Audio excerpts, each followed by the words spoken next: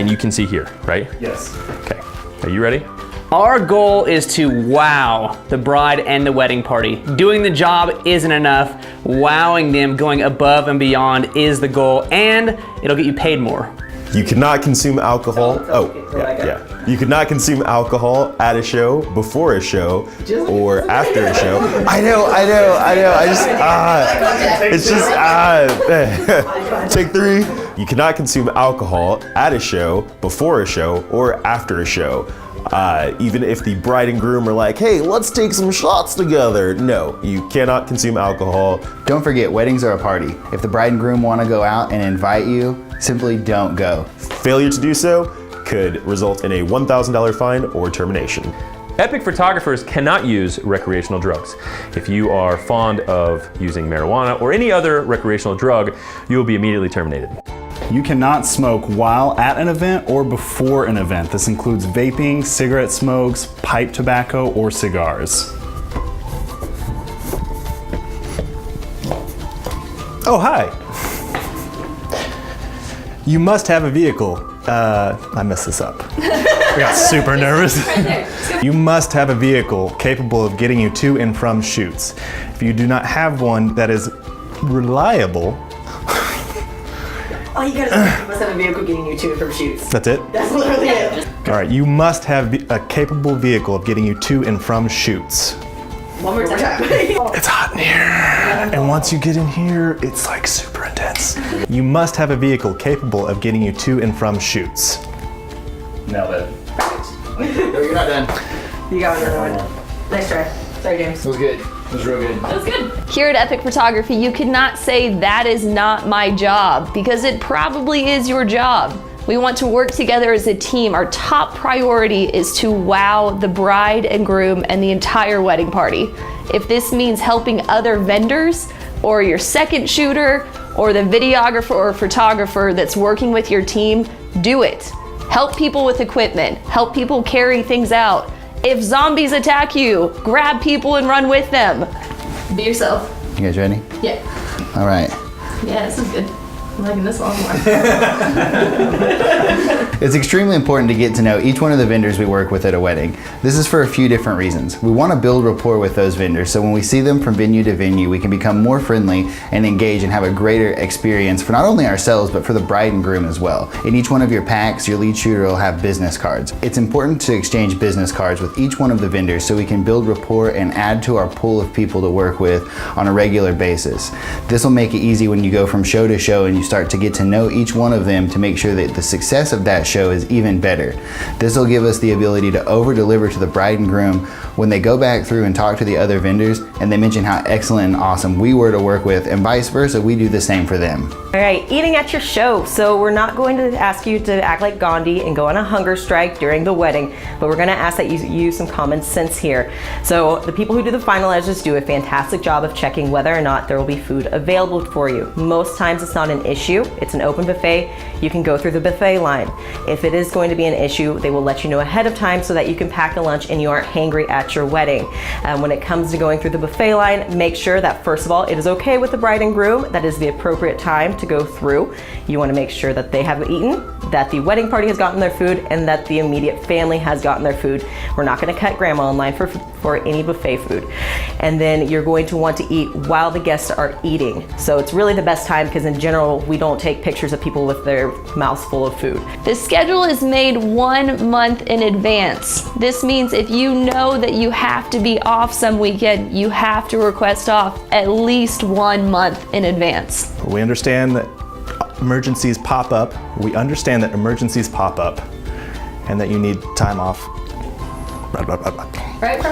We understand that rare emergencies pop up, like having a baby or some freak accident happened. We understand that rare emergencies pop up, but otherwise you must work the days that you are scheduled. Sorry, I'm a diva. I need to know all that stuff. You must be on time. If you are late, that is an abomination. That is not cool. That is not okay. If you're going to be late, you must notify leadership immediately and the client. If you are late to a work day, to an event, to a wedding, that is an abomination.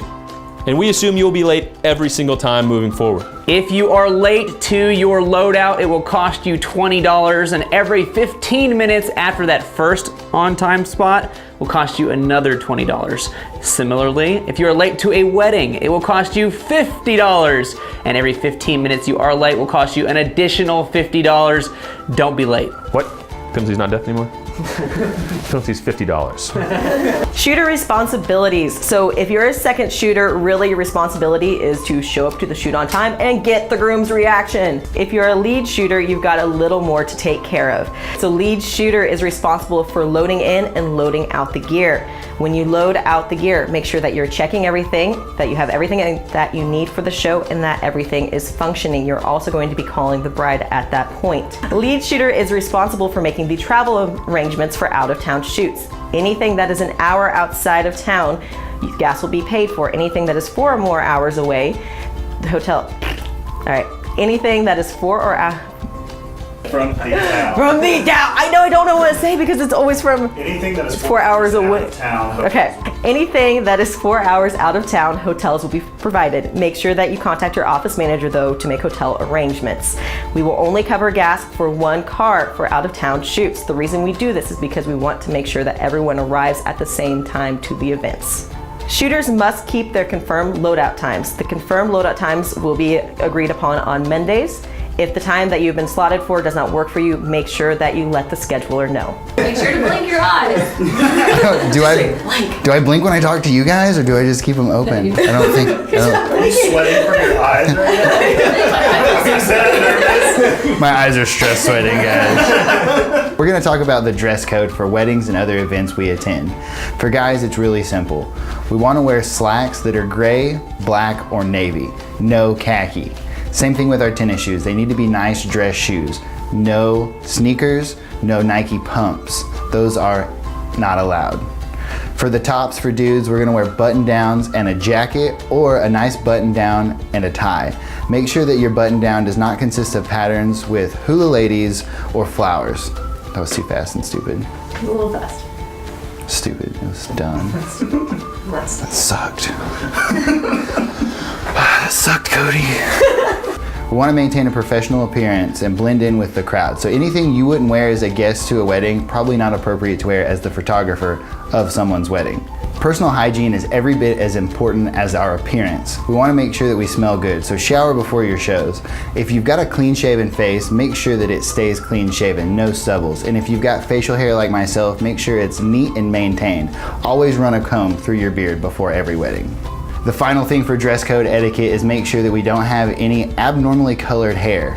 This means pink, blue, purple, anything that's gonna make you stick out. We wanna blend in, always remember that. Same thing for our tattoos. Make sure that we don't have any visible tattoos that may draw attention to us and away from what's going on. When it comes to body piercings, we wanna make sure that we don't have anything that's a little too edgy.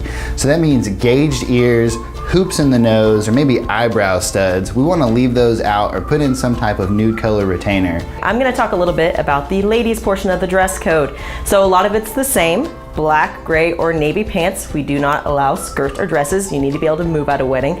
Shoes, flats are probably your best option. You're gonna regret it if you wear heels, and you might get into a tricky predicament if you wear open-toed shoes, so let's avoid those as well. We do ask that ladies, in addition to practicing good hygiene, that you do wear makeup. This is a formal event. You wanna look your best. Same thing for the guys though. We're not gonna have any odd hair colors, pink, green, blue, whatever. We're keeping it natural.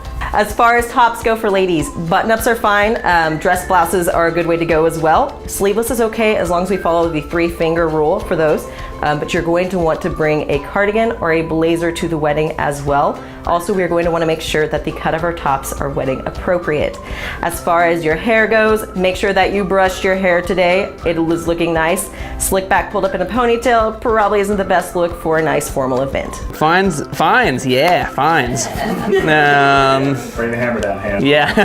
Let's talk about things you could get fined for. Things like breaking gear, losing gear, not being in dress code, showing up late to your event, or maybe knocking over the cake at the wedding. These are all things we could fine you for. It's all up to the management's discretion.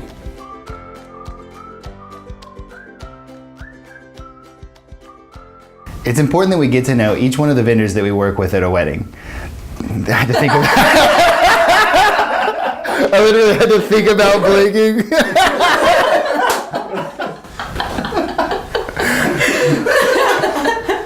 I was like, I'm breathe, blink.